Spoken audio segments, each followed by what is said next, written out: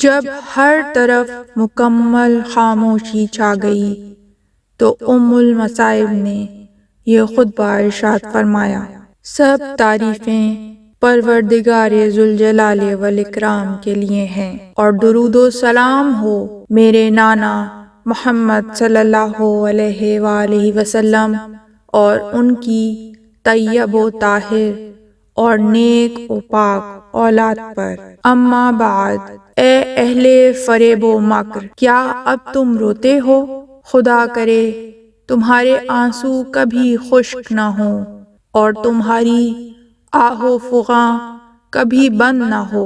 तुम्हारी मिसाल उस औरत जैसी है जिसने बड़ी मेहनत और जांफशानी से मुहकम डोरी बांटी और फिर खुद ही उसे खोल दिया और अपनी मेहनत पर पानी फेर दिया।